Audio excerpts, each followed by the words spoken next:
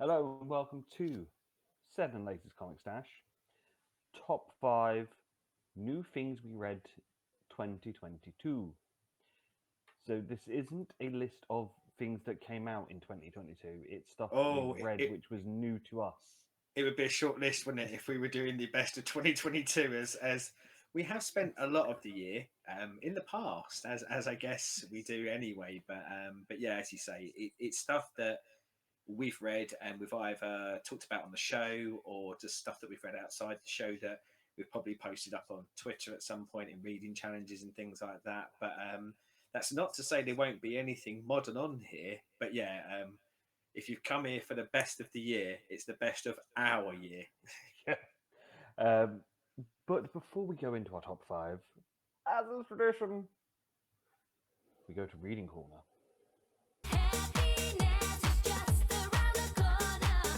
What is going on in that corner of yours? So in my corner, to break with, the usual rules of us reading old shit, I've been reading new stuff from this New very shit? year. Who is this man? Heathen! So I have read the first two issues of Predator Oh, by is that the Marvel. Marvel one? Yes. Yeah. Um, the first one, I was, but I was like, give it a second issue and see where it goes from there. And it does pick up a little bit. I think this is only a limited series, but with it being on Marvel Unlimited, it is a few months behind on the releases. So I don't know how many there'll be in total. I think it's six, but then it comes straight back for another one. So I think the Ah, new number one is now out, I think. rightio. So The yeah, new new. I will carry on with that. But yeah, It's funny, isn't it? Because I know technically they're not, but they're still Predators now intrinsically linked in my mind with Alien. And I had a little read of the first couple of issues of Alien that Marvel were doing as well, and I liked it. I mean, it didn't knock my socks off, like, and it didn't really. I kind of put it onto the list and went, I'll come back to that because it was very alien-y, not a real yeah, word. But it was good enough. It made me think one day I will be in the mood for something alien related that I've not experienced before, and I'll come back for this. So I kind of had put Predator in the back of my head of I'll do the same with this. If I ever yeah, fancy something Predator and it's not the original movie, I might try some of the comic book run. yeah. And what is good about it, it isn't like we said when I got that first issue of Mandalorian back in the summer. It's not retelling the film. It is a whole new story in the How would Predator you universe. how would you retell the Mandalorian? You'd only need a page and a half because there's so little content or story in any of the episodes. We're not doing the Star Wars show. It's Oh comic yeah, books. sorry, we're not doing Star Wars, not doing Star Wars, doing comic books. Um, It looks also, pretty. I'm just looking at the covers. That they yeah, look. I've just used the term alien-y, so I'm going to use the term predatory here, which is a real word, but not in the context of this. It looks very much like Predator, doesn't it? Like drawn, yeah, comes across quite well on the comic book page. yeah. It's one of those of the Predator is the perfect thing for a comic book as a creation. Yeah. It fits in that medium very very well. Also read the whole run of Spider Punk. This was one where the first one was a struggle because the the way that the speech and bubbles and stuff are done is quite messy. It is a bit difficult, and I was gonna bin it off after the first issue, but then they just got me right in my punk feels when Taskmaster turns up looking like he's a member of the Misfits, and his first gambit of words was, "If you're gonna scream, scream with me," which is a Misfits lyrics, and I was like, "Yeah, I'm in now."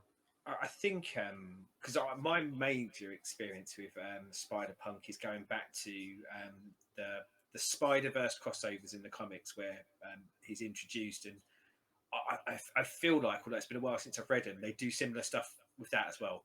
there is that kind of lean into punky quotes and changing the font, and they did that quite a lot during things like Spider Verse. Like the language changes. Like it's not just 8,000 Peter Parkers saying the same thing just in different costumes. It's one of the things I really like Yeah, with it. I didn't realize there was a series. I'm going to add that to my list on Marvel Unlimited now because I don't know the writer Cody Ziegler at all, but I do know the cover artist Olivier Coipel, who's a great artist. But yeah, I like the sounds of this. This sounds right up my alley.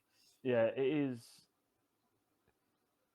There are enough little nods to classic punk stuff to just sort of get me in there, and yeah, I enjoyed it. After it definitely picks up from sort of two onwards. The first, as I said, the first one was a little bit of a struggle, but I do like what they did with. So Daredevil turns up in it, and what they do with Daredevil is great as a thing. You've got a Captain America style character who's Captain Anarchy. Ironheart's in there as they've sort of punked up Ironheart as well, and yeah, How many issues does it run for? five. Oh, cool. Oh, I think Yeah, I'll so it's a nice jump on this. short run. So you'll have to let me know what you think when you've done it. Although there's been a few Spider Verse things that have come out subsequent to the Spider Verse stories that I've read, and I think because I hadn't been reading Spider Man, I've been kind of away from it, so I think I'll put it on the list. But I think a big Spider Man catch up is required by me in the coming year with all those other catch ups that I need to do. So yeah, it may kind of have to wait until I naturally kind of get to that point. I Yeah, don't want to spoil other Spider Verse stories. I think this is very much standalone. I don't think this has got much to do with anything else Yeah. in there. And also, I've been reading the this year's version of Punisher, um, which this I am liking a lot. He is the hand of the god, so he's going on a killing mission for a god. The big bad is Ares. Ares Ooh. wants Punisher back because Ares being war, I'm quite a and fan of Ares in Marvel Comics as well. I think they do the Ares character really well in Marvel. yeah, so yeah, the battle being Ares wants him back to be at his side because Punisher is born of war, and yeah, oh, beautifully violent, still has enough of the humanity that you need to have for Punisher.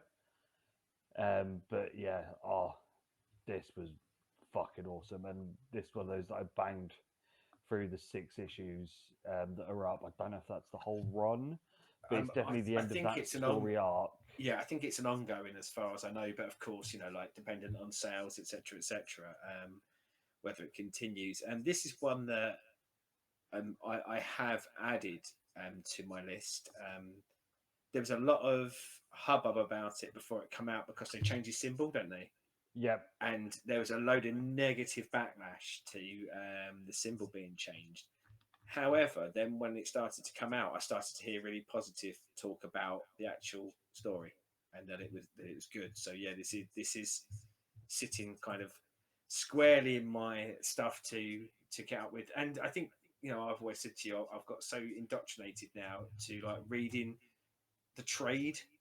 So like when a story gets about six issues in, that's when I'll nom nom nom nom nom the Yeah. story on Unlimited. So now that I know that it's I guess up and about, then yeah, I think this will be a jumping on point. Do you know who writes this?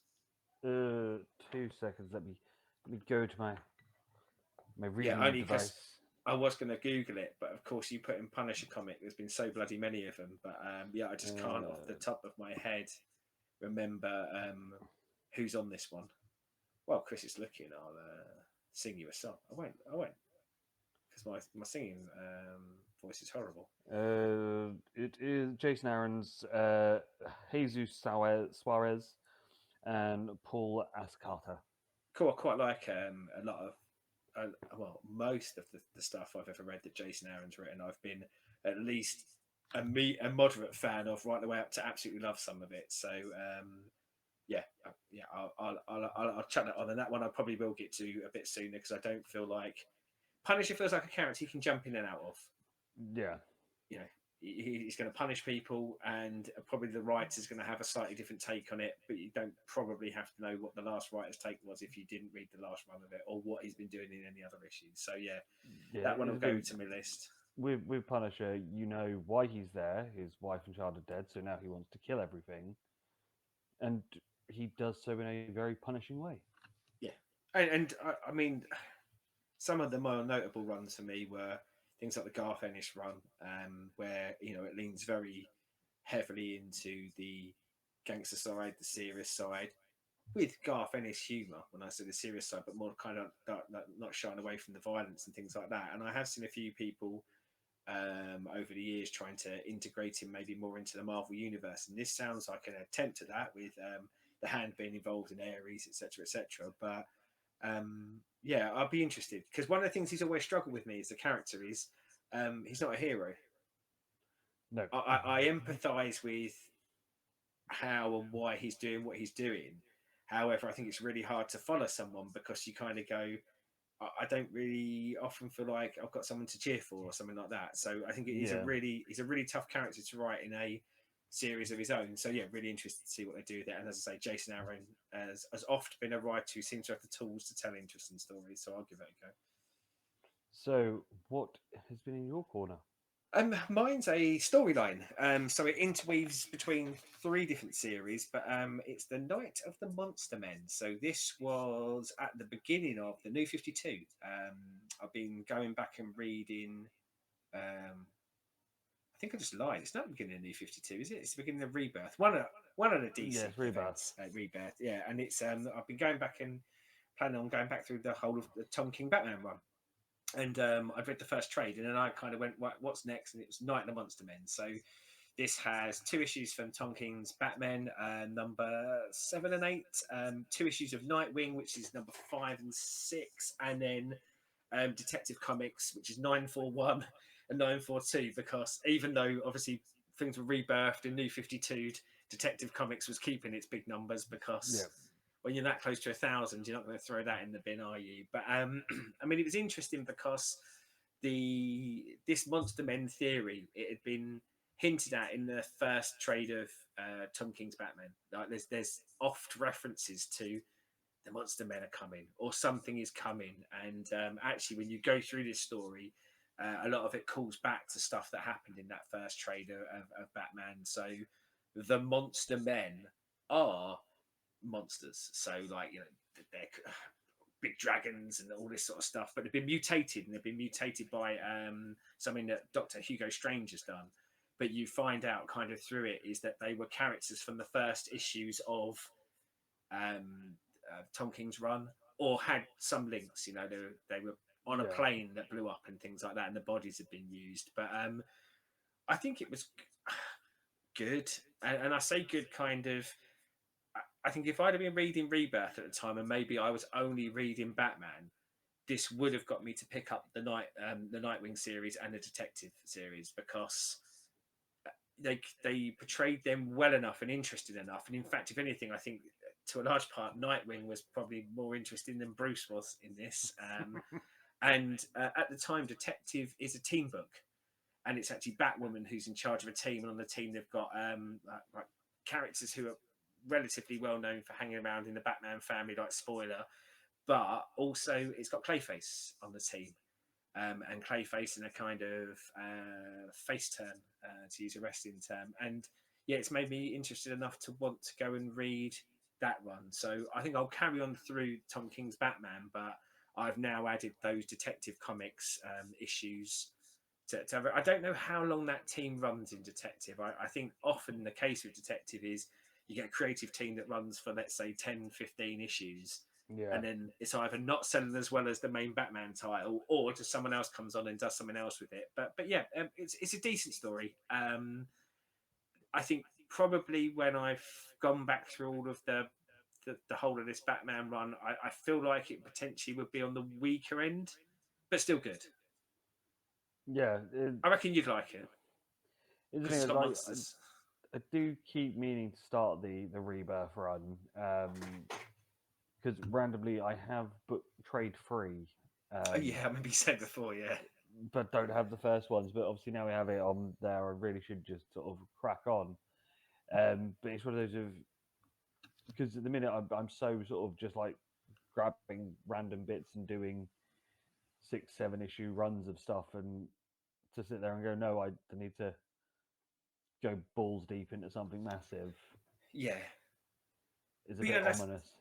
what I'm kind of rotating through, and sometimes those gaps can feel too big, and like sometimes when I pick up, so in theory this is trade two of Tom King's run, but you only get really two Tom King issues.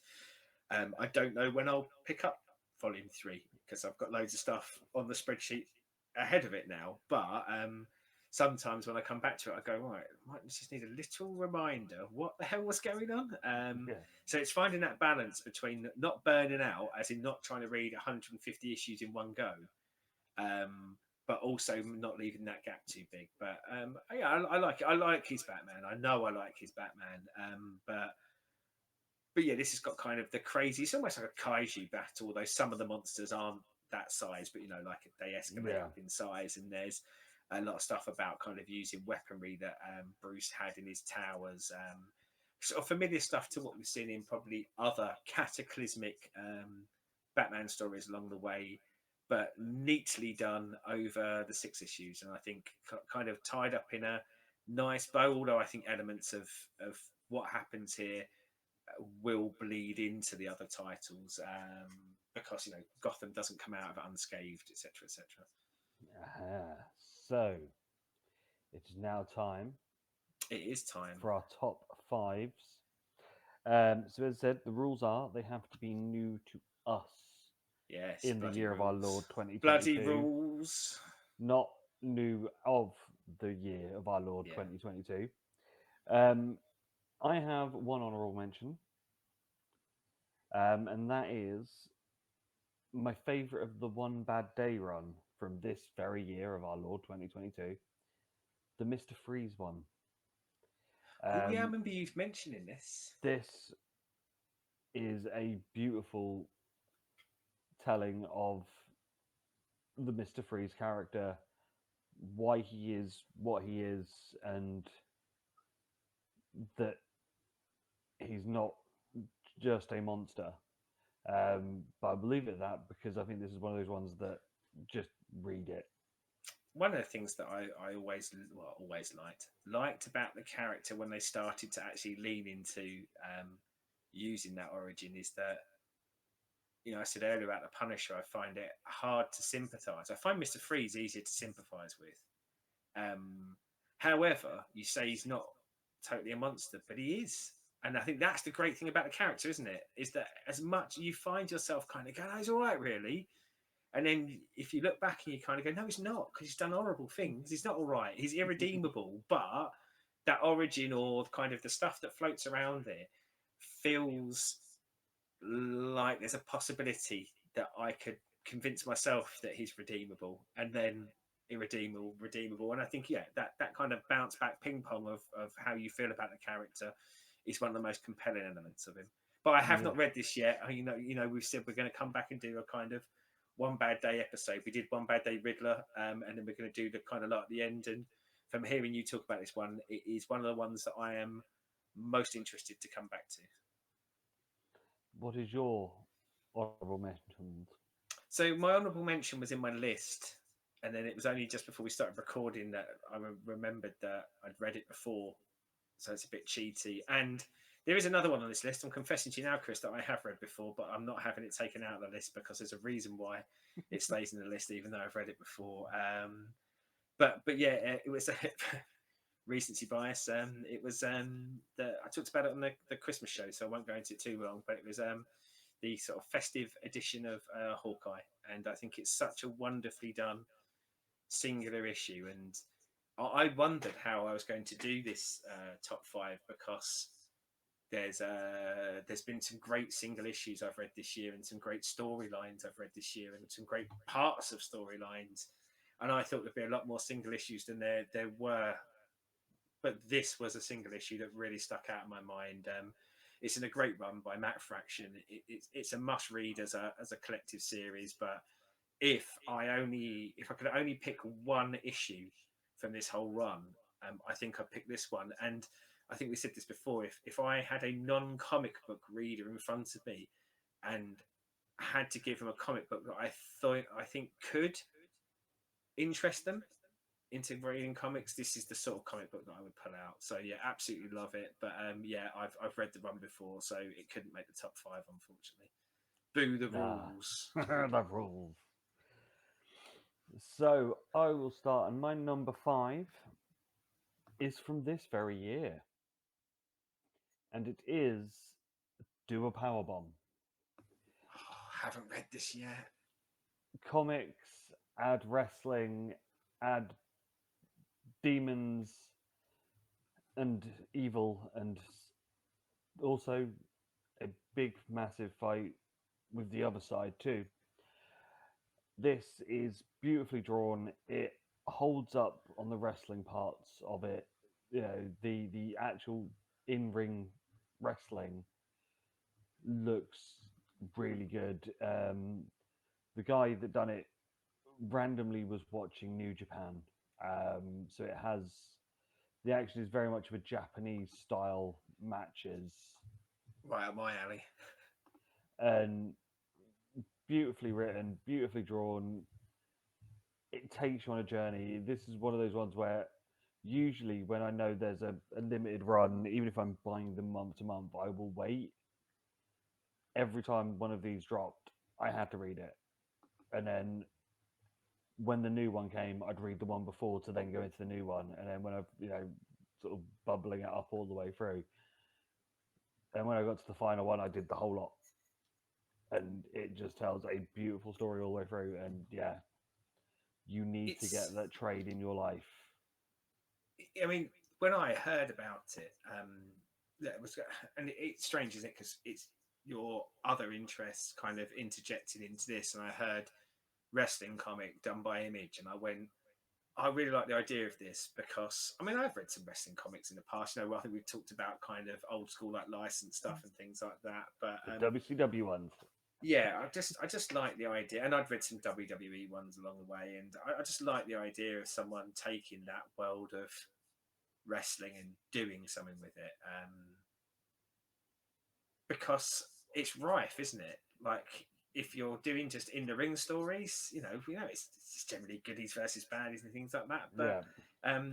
it allows you to go into kind of all the stuff that happens outside of it, like the dark side of wrestling, dark side of the ring. If I'm going to not be copyrighted by a company already thought of using that, but yeah, I think it's a rife, it's a world rife of storytelling opportunities. I'm glad kind of someone is jumping in and doing it, and I've only ever seen the covers, and the covers have such a cool art style to them that I get very much kind of, ooh, yeah, And I'd that like is the art style that is all the way through. yeah. And yeah, you need to get this in your life. I mean, it will be happening. I do promise you. I think we said the trade comes out in February, doesn't it? So Yeah. I think that'll be a just as soon as it comes out, buy the trade, read it through, and I've got a horrible feeling that if I like it as much as I think I will from your description of it, it will be buy the trade, read it, find out that 2 months later a nice hardcover version of it's coming out, buy that as well, and then have multiple versions in the house. Like it's like sometimes I want to do. So what's your number five? So number five, I don't think we've ever really. I think I brushed on it on the show, but I don't think we ever really sort of talked about it. But it was very much a new to me. I think I could actually sneak this as a this year as well, because I think some of the issues that I read did come out this year, but actually started in 2021. But and again, this is a 2 for 2 now for Image Comics. But this was Radiant Black. I'd never heard of it. I had no idea what it was. I often, when I have a little sort of gap away and I look back, if series are multiple issues in, I kind of go, oh, maybe one day. I'll get to that one day. But I saw a random, I want to say an advert for it Mm. in another issue I was reading, and it talked about kind of the massive verse. And then it said Radiant Black. And I thought, what's the massive verse? So I put on Twitter, has anyone read Radiant Black? And I think at that point, we'd only just sort of kind of started having a show Twitter. And I think we had like about 12 to 20 followers. And I think I got like about 300 replies. And I went, wow, people sort of seem to really like this. And every reply was, it is brilliant, give it a go. It is brilliant, give it a go. Now, obviously, like people are probably fans of it, so that Yeah. they're coming in to do that. But because so many people were saying that, I thought, oh bollocks to it, I'll just order the first trade. Had no real idea what it was, other than the idea that it was a new superhero universe, or a hero universe, should I say. And just looking at the sort of style of art, it had kind of Power Rangers vibes to it. And I wasn't a big Power Rangers kid, but it had Power Rangers vibes to it. So I thought I'll give it a go. Read the first trade, absolutely loved it. It pulled me in straight away in a way that Invincible pulled me in straight away. Not for the same reasons, Yeah. but the characters that I was being introduced to, Nathan being the main character, and I'll kind of leave it at that for sort of storyline and the people. Like I just believed him straight away, and it wasn't that I believed him that he was Peter Parker as such, and everything was great, but he was believable and had those everyman qualities to him. And then over the course of this first trade, as you find out how he gets powers, how the universe, and they really are building a universe here, expands, and then some fantastic twists and turns along the way that really pulled me in. And I have been back and got the second volume. I was actually hoping the third volume Santa would bring, but obviously I hadn't been good enough, so I might have to drag my bum to the shop and actually get the third volume myself. And subsequently, there are now other series in it, so other characters that were introduced along the way are getting like their own limited series and things like that. So it's something that's growing and growing and growing. I said Power Rangers earlier. There are some similarities to Power Rangers, and now that I've kind of read it or read some of it and read up more about it, I think very much inspired by that.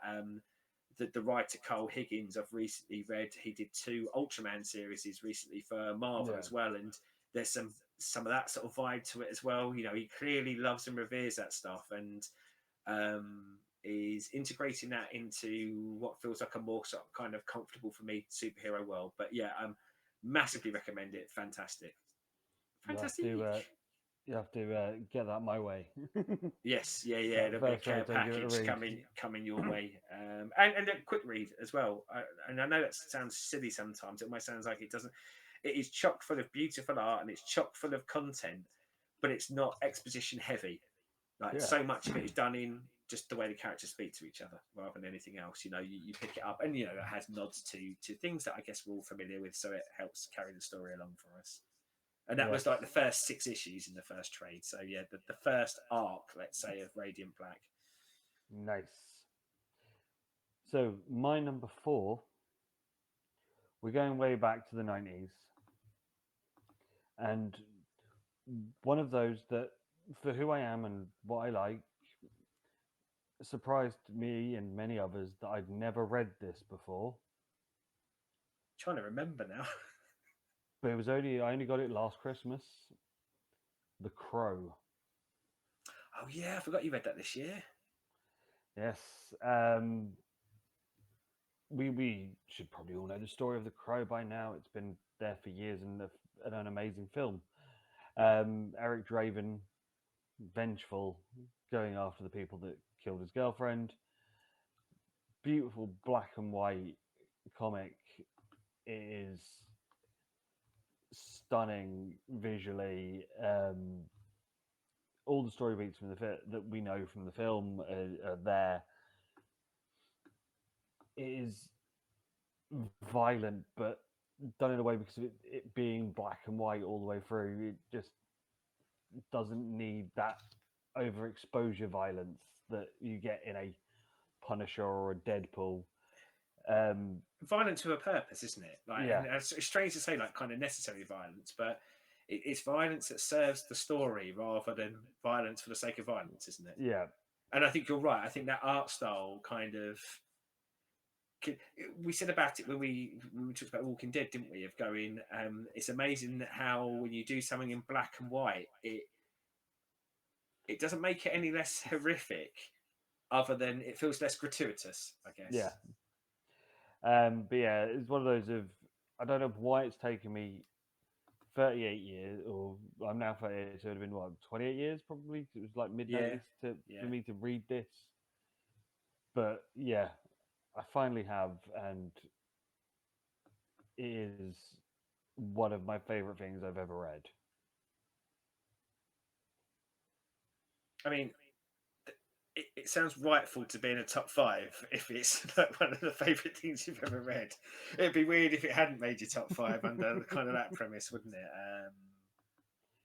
Yeah, and it's odd, isn't it? Because it was a film, and obviously lots of things are turned into a film, but I still feel like it's one of those properties that a lot a lot of the percentage of people who watch the movie probably don't realize that it was a comic book. Exactly. As I said, it's one of those of. I mean, it must have been about 5 years after first seeing it that I realized that I found out it was based on a comic, even though it says it in the fucking beginning of the film. Ah, yeah, Shows but how much you who's watching that when you're doing a film? At that point, you're trying to get comfortable in your seat, not knock your popcorn over, and exactly. It's one of those yeah, like who realizes it says based on the comic. fiddling with the No. if you're at home fiddling with the volume to try and get the volume to a point where it's fine, or if someone else in the room's eating, you go, "Oh Jesus, how loud do you eat?" So you know, not reading at that point. But yes, Crow finally done. What is your number four? So yeah, my number four was I wanted it to be something else, but it's got to be this because there's something else I've read before. This is volume two of the Immortal Hulk. So this is the Green Door storyline. I kind of wanted it to be volume one, but I'd read volume one before, so I couldn't have that Rules. rules. But I mean, volume two is actually probably better. Is the honest truth. But I thought volume one kind of sat better for anyone who hadn't read it as a selling point. But this is if I'd have been smart, I'd have looked up the year. I think it was like 2019. I think this come out, but this was a Hulk run. You know, Hulk has had many runs in his time, many different creators, many different starting points. But this sort of starting point as the Immortal Hulk was post a world where Bruce had been killed as part of a big storyline, and you kind of come back to this, and straight away in that first volume, you kind of go, "This is different." Um, this is leaning a lot heavier into the horror vibes that have been touched on probably in Hulk before, but a long, long time ago, and a bit more of that kind of wandering stranger hiding from people, etc., etc. And it adds in some extra wrinkles around um, Bruce has come back to life, but basically Bruce can't die because if Bruce does die, turns into the Hulk at night anyway. Next day, Bruce is still alive. So there's kind of these immortality motifs that are in there. But all the way through that first volume, it starts talking about the Green Door, and this trade takes us to the Green Door, and ultimately there's lots of reflection in this around Hulk knows something bad is coming. Hulk Yeah. knows that this is different than what he's probably ever had to deal with before. So during this run, you know, he fights people from Alpha Flight, he fights the Avengers, all stuff that are tropes that they've done before. But all the way through this, Hulk has a dreadlock. There's one particular issue where you just kind of he's sat in a room looking at himself in the mirror because he's having to reflect, and the Hulk is actually quite scared about what this is, and the art in this is breathtaking. Now, I've seen amazing artists on the Hulk, and generally, what artists tend to do is they make Hulk bigger, Yeah. musclier, or crouched and stuff like this. Through this feels almost body horror like.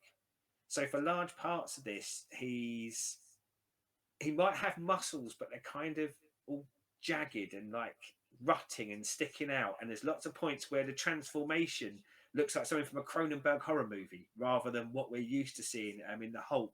There's a whole storyline with the absorbing man, which leads us to the end of this trade where we get to the green door and um, the absorbing man through sort of machinations, his body gets all very much like the thing actually the movie I would describe it somewhere like that. And there's an issue here where the Hulk is captured and he's actually dissected and his head is in a jar and he's just smiling because he knows he's still alive and he knows he's going Yeah. to get out and things like that. So yeah, it really leans into that side. And not only does it do all this, but what it does is it makes me go, my God, I can't wait to read the next trade. And I think this is, I think I said to you before when I've mentioned it before, I've heard how brilliant this is, but now that I'm experiencing it, I think ultimately when I get to the end of this run, because it does have a finite endpoint, I'll be shocked if this doesn't kind of sit up there in the top end pantheon of comic stories I've read of all time. Now, when I say top end pantheon, top 100, let's go with that, and we'll see where we go from there. But yeah, a masterpiece in visual storytelling and changing the mood of a character that I've seen been treated really well and have some of my favourite runs. But yeah, this borrows from so many other eras and turns it into something darker and twisted and nastier than I've ever seen it before, and I love it. Absolutely Yeah, love it. I think that might be going on there very soon. Yeah. So my number three Number is three. something else from this year, from the year of our Bloody Lord hell. 2022. You're such a And new boy surprisingly, whore. the only Batman run that makes my new for the year, Killing Time. This So I almost said something then, but it's your turn. I'm going to shut up. this was so cleverly done. The way that the whole way through it, there's mentioning of time and how each of them you get different sides of what's going on during the time frame, so you sort of know where everyone is. The introduction of the help. Oh, there's a character that I need more of in so much of everything. We need more of the help. Um, Great use of Catwoman and Riddler together as a unlikely duo. A strange sort of Butch Cassidy and Sundance kind of Yeah, combo, wasn't it? Yeah. I think this is much more everyone else's story more than Batman's story. But Often Batman's the there case with Batman, though, isn't it? Like when we to go to make the it best, follow. yeah, the best Batman stories are often Batman's ancillary to it, really, isn't he? Like, Like great use of Croc, especially at the beginning. Um, but yeah, I fucking loved this. This was one of those of when it was announced.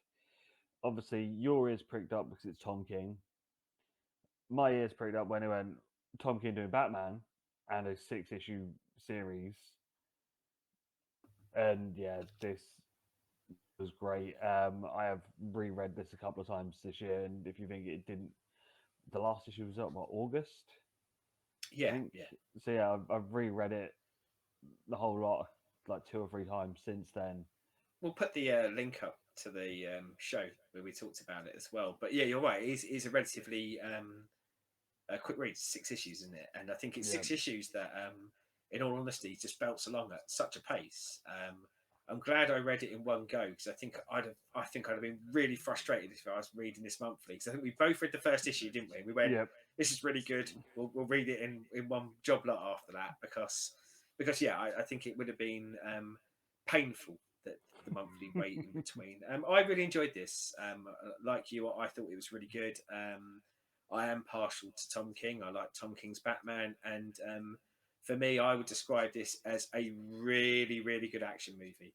You know, that kind of, and when I say really good action movie, I don't mean the stuff that people say, well, that was a really good action movie. I mean an actual really good action movie. Yeah, That it has all the action that you need, but it has some nice, not overly complex, but some nice kind of twists to it.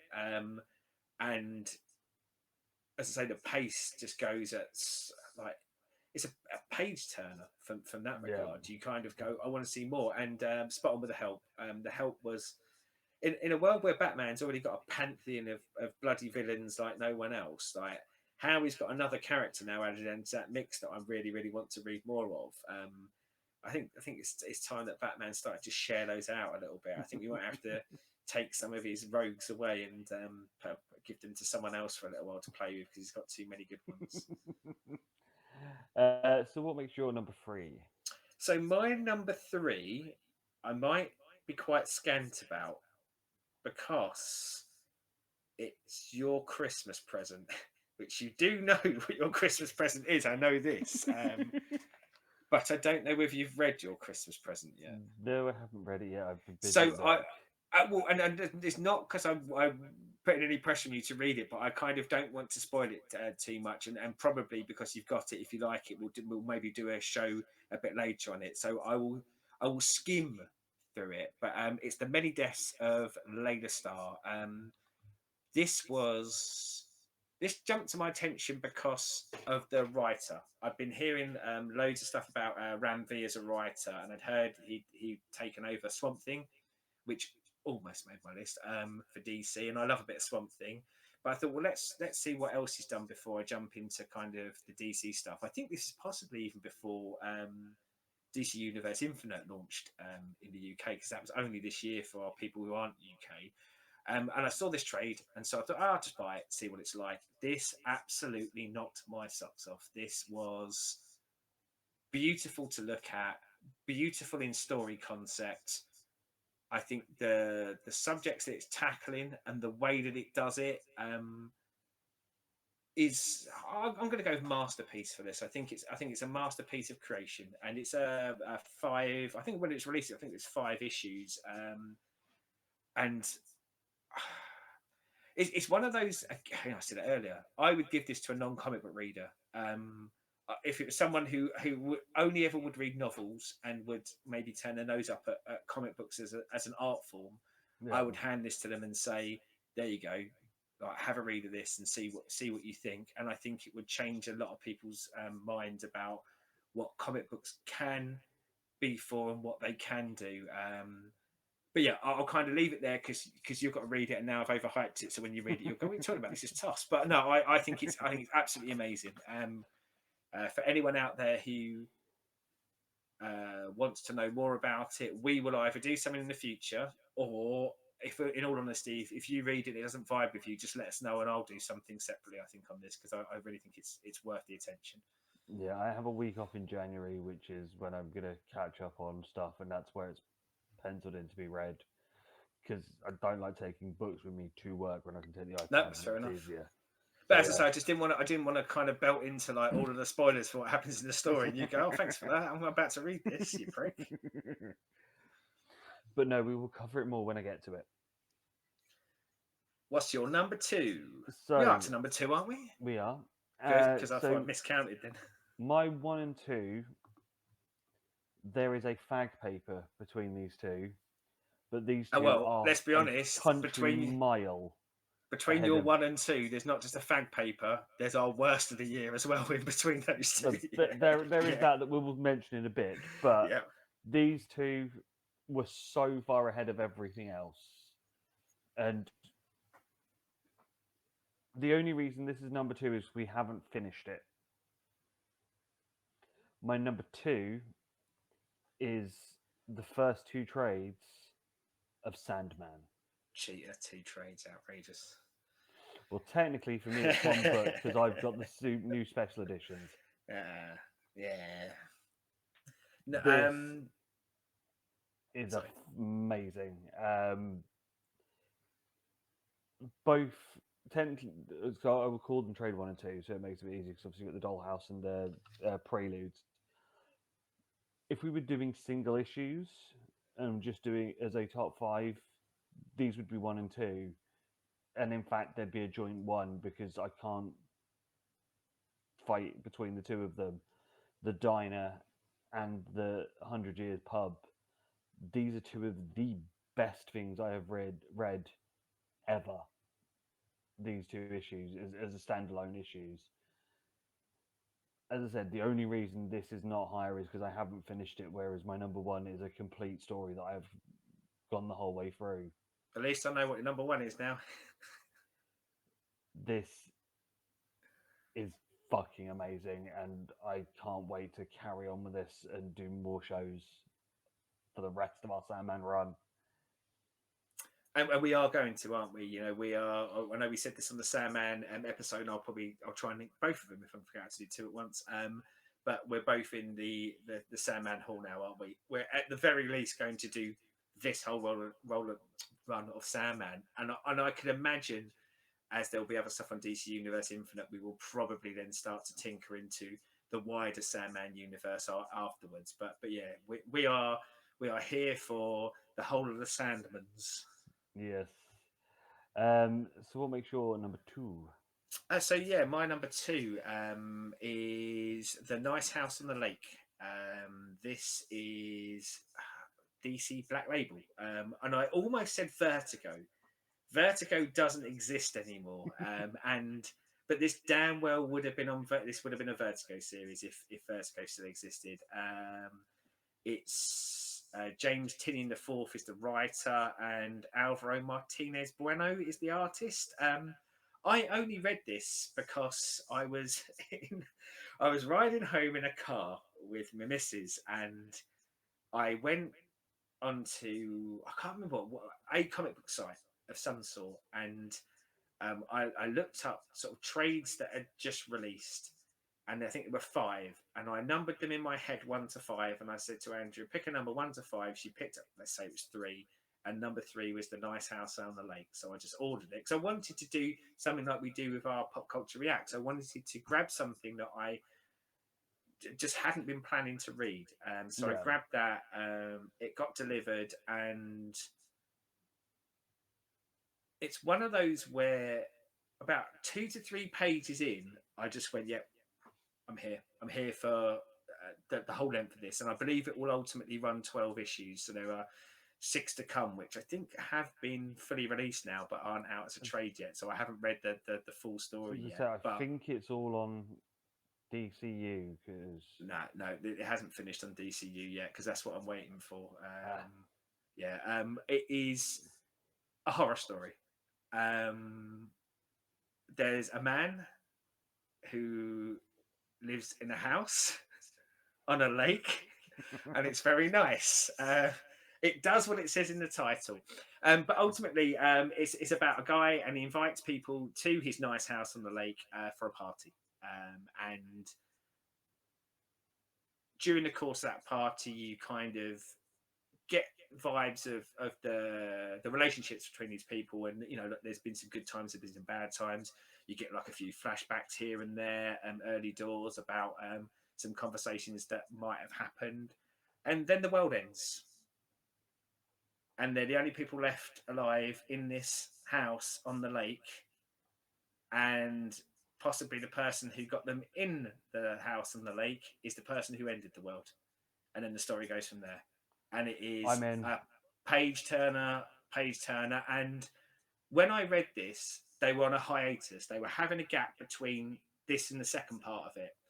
And you know, I said earlier about Killing Time. It has been absolutely. This is why it made my number two, because it has been so painful to have to wait for the rest of this. Now, don't get me wrong. Come next year, I might be going, oh, the second half of this was toss. But off the first half, it just absolutely sells me. And bearing in mind all that sort of stuff I said there, that's issue 1. And then for the rest of it, you're kind of getting the mystery and the wider story and things like that. But yeah, an amazing series that one of the reasons why I think it really vibed with me as I went, if this is a movie or a TV show, I'd be in. If this was a novel, I'd be in. If this was a concept album, if anyone could do this to music, I'd be in. And I'm damn well in there for comics. And James Tinian does a great job of writing it, and as I say, it's beautiful to look at as well. And the horrible, horror-y bits. And when I say horror, like it's more of, I guess, in that world of horror I like, that kind of indie horror, the Babadook sort of kind of Yeah. art style to it and things like that. But yeah, absolutely love this, and please, please, please let Trade 2 release very soon, because I want it. I want it more than anything else that's coming out on the horizon. So that's another one to put on the iPad then. Yep, yep, yep, yep. So this year we haven't just read good stuff. We've read some shit too. And now it is time to reveal what was the biggest pile of shit that we've read this year. Um, Do one you want me honourable to do you mention, want me to because do poo first, and then you can get, and if I do my number one first, then you can do your number one last, because we flipped it on the music one, and I'm yeah, conscious of me going last and stealing the last one, so I'll do me poo first if you want. I do want to say though, you are right. We don't always. I think this show is more often than not positive, isn't it? I yeah, think because we don't always read necessarily what's coming out, we've been able to curate our reading experience a lot more. And when I'm going through Marvel Unlimited or DC Universe Infinite or buying trades from Image or Boom Studios, I'll quite often go, I think I'll like this, and more often than not, it pays out. But it doesn't always pay out. Can I have an honourable mention for worst of the year? I have one as well. My honourable mention for worst of the year, and this is not good upselling on a show we did, is Batman Night Quest. That would be my honourable mention for worst thing I've read this year. It is not very good, and I think not only is it not very good, but it's very long and not very good, and it felt quite painful for large parts of it. However, tune in for when we get to Night's End and finish the story off. I hope it ends better than it was. But my actual worst of the year was Batman '89.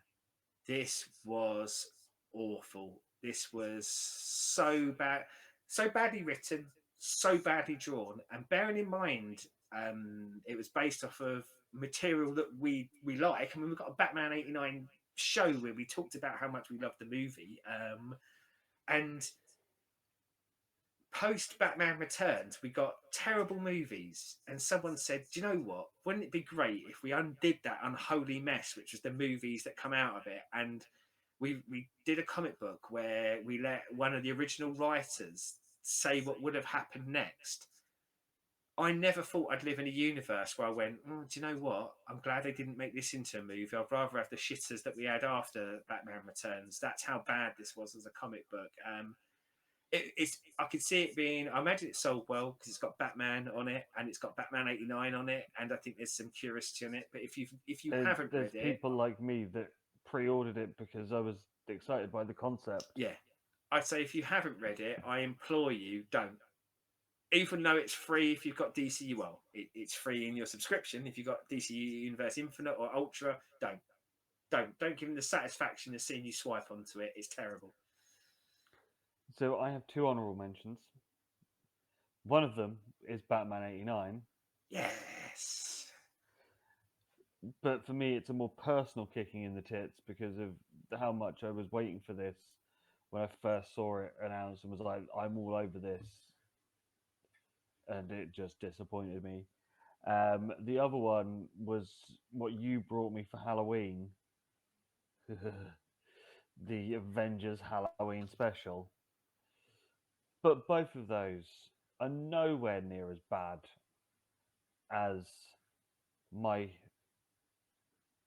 ultimate pick for the shittest thing I've read this year, which was the Batman special edition of Mad magazine, which is on DCU. Oh, yeah. Oh my fuck. This was fucking awful.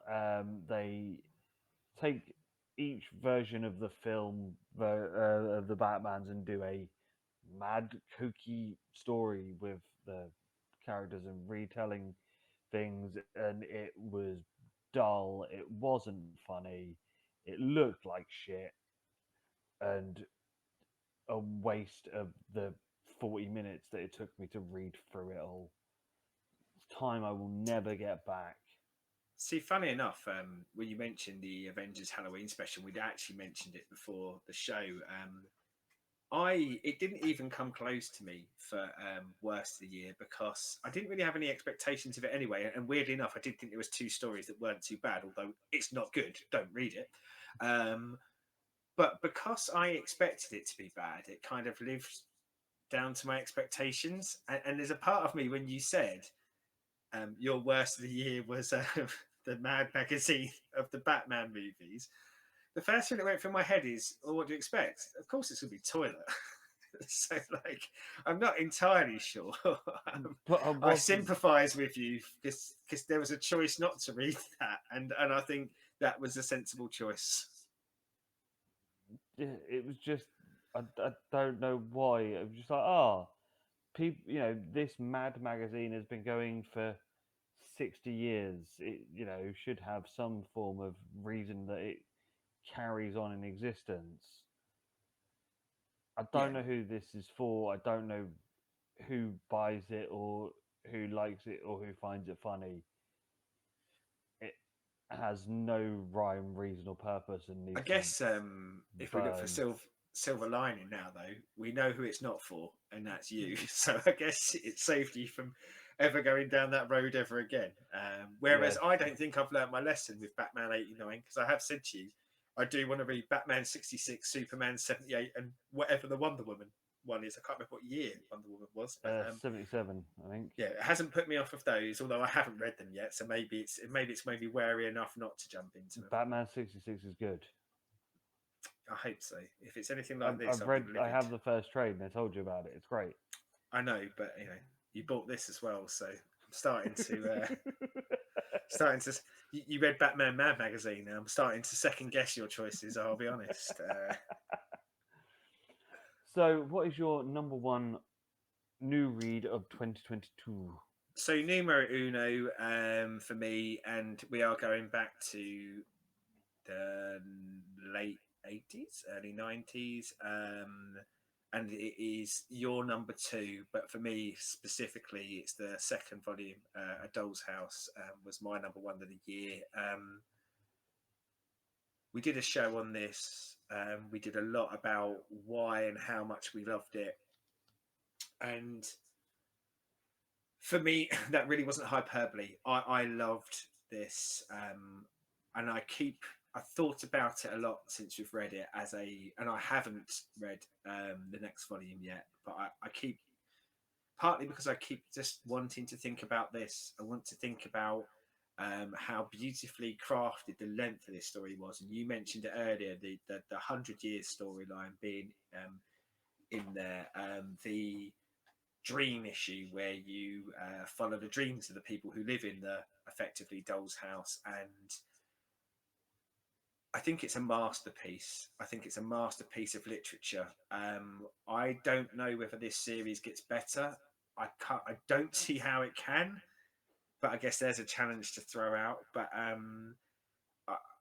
yeah, I'm struggling to think of in all the things I've read in my time a better crafted story. Now, of course, it relies on some of the stuff that we had from Preludes and Nocturnes and the wider kind of lore that he's building. But um, this interweaves a load of characters who you shouldn't care about because you get them on the screen on page for a very small amount of time, but they become some of the most important people to you.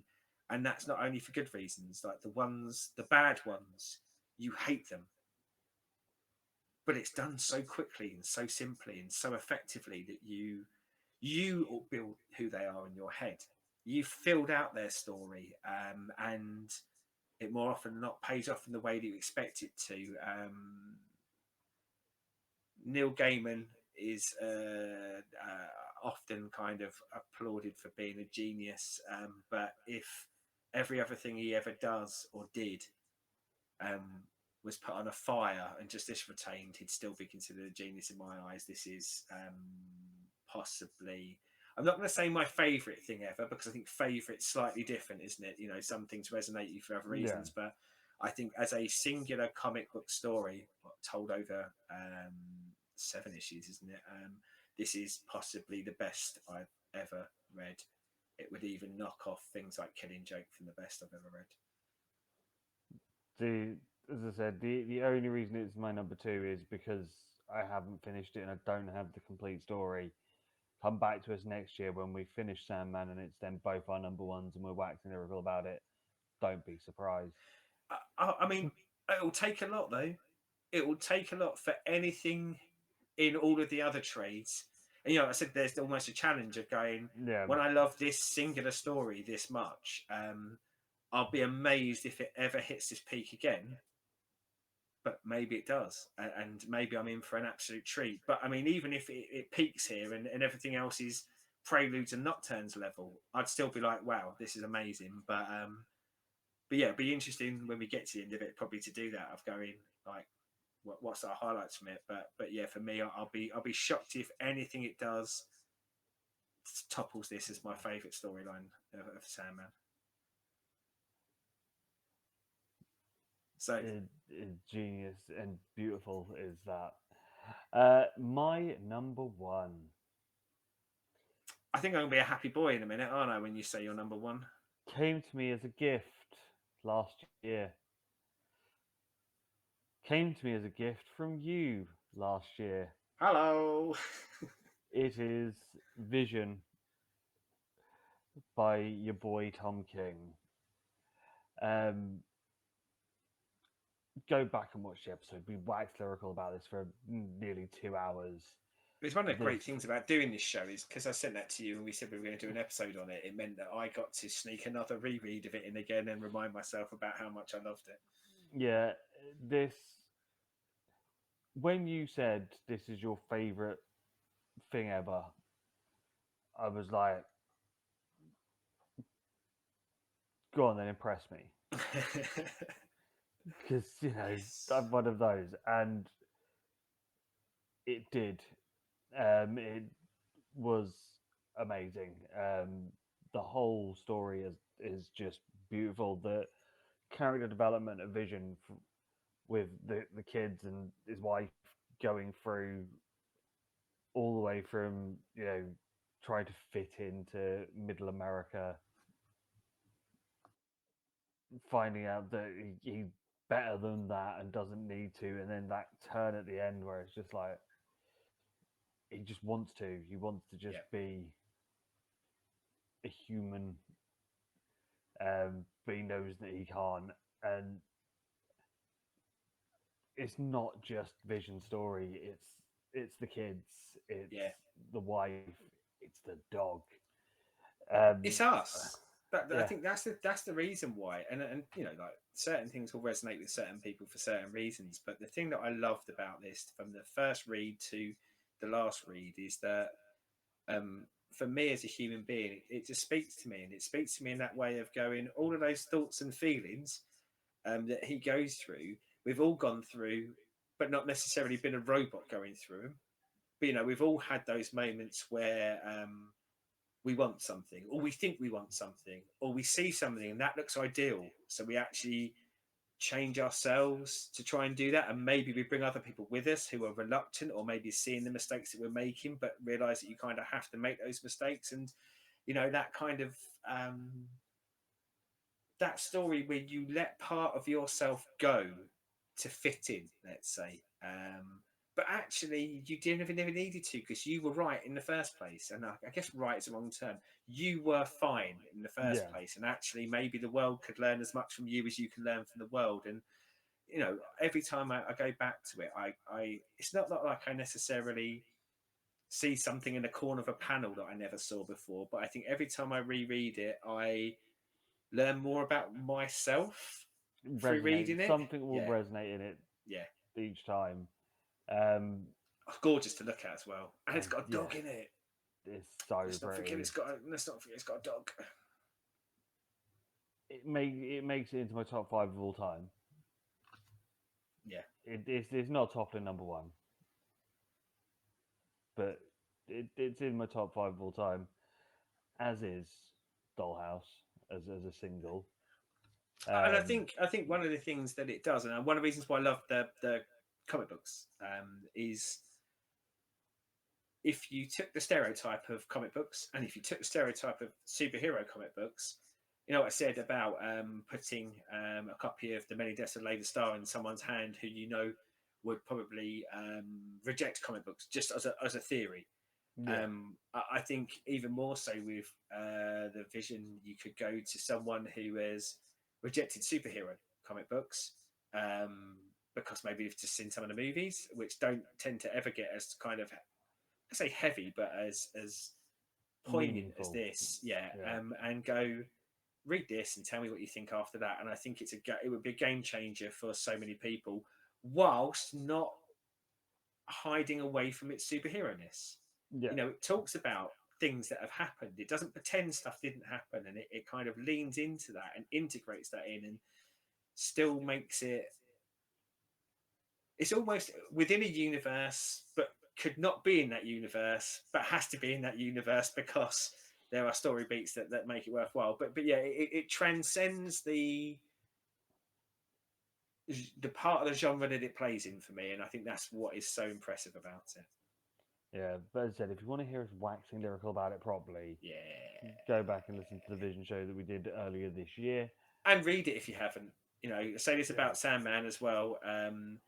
These are for me must reads, and at some point, like when we've cleared some of our other dirty little secrets away, we might. I know we've done favourites, but we might get to something like a must reads. But I would say that both of these are absolute must reads.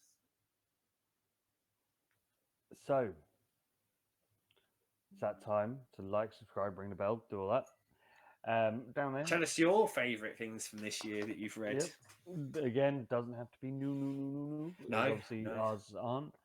Yeah, I But think I've new to barely got you. about 3 issues of parts of some of the stories into this year. But as always, thank you for watching, enjoying us on this journey through our first full year on the channel. Yeah, Um, and you know, like a lot of the stuff we try and talk about as much as we can on the show. Like often we'll have a theme, and then we'll do a bit of reading corner. But and I think we'll probably carry this on next year in some way, shape, or form. But on our Twitter accounts, we do post up what we're reading when we're reading it. PS, there's a lie on there, and I think anyone who currently follows the Pop Culture Productions Twitter account is going to get really annoyed with me in the next couple of days because I realise I've got 130 issues that I need to put up on there for what I've read. oh dear, someone's forgot to be doing it daily. Yes, Whereas, yes, my you know, bad. you can tell my reading days because they're the days that loads go up in one day at a time. Well, someone's going to think I've had a very big reading day in the next couple of days because, yeah, there's going to be a lot. I might post them up as trades though because all of them have been collected in some way, shape, or form. But yeah, we do tend to yeah, to keep people posted on what we're reading. Partly because then people can read along if they want, or more so, tell us what they think of it. Because if we do then cover it in the show, it's quite nice to have some kind of audience feedback to let us know whether they're in the same position as us when we're talking about it, or whether they saw it in a slightly different way. Yeah, and because we now know of this comic book reading challenge at the beginning of the year, unlike last year where we found out about it I think we found out halfway about through. June, didn't we? Yeah. Yeah, um, yeah, it will make more sense when we go through it, and it said, you know, gives you guys a chance to sort of know what we're reading. He is on the pop culture production one. My one's on the comic stash Yeah. Twitter. Well, we flash them up at the end, but I'll flash them up. In fact, I'll try and flash them up now, but if I don't, hey, there it is. Yeah, if I will, yeah, you can find us on social media, and we'll make it quite apparent where we are. So Yes. So as always, thank you very much. Join us again for more fun and frivolity next year, where we will finish off Night Quest. Even oh, though it took us a year to get around to the part we will two, it do. won't take us that long for this. I'm We thinking, we said viewer interaction. I'm gonna suggest that when we finish off the whole of the Nightfall, Night Quest, Night's End, we source our next big story from outside of our reading, outside of us too, and ask audience members to give us a chunky story to go for next. Yeah, obviously we'll finish off Sandman Yeah, next year as well. But other than that, we will be carrying on with the news slash trades once a month. yeah, yeah. We will Top do fives top because I love five. a list. Does love a list as the boy. But if you've got things that you want us to look at, Yeah, let us know. special stuff like that, let us know down there. Yeah, and when we started this, we said this back at the origins. I've become somewhat of a lapsed reader. I hadn't really been reading much, and this year my reading has gone up so much more, and I know it's going to go up more again because talking about these top five that we found here, but it's reintroduced me to loads of writers that I hadn't read a lot of because they're more maybe modern, like particularly modern. But when we did things like the Suicide Squad episode, it reminded me how much I loved that era and how much of the DC stuff I didn't. So yeah, I think this is going to be a bumpy year for reading as well. So it's one to come along because I think we're going to have a lot to talk about over the year. Yes, but if you've not had enough of us, there's loads No, of back stuff there to is, there carry is. yourselves on with, and we'll be back next week with more. Goodbye. Happy New Year.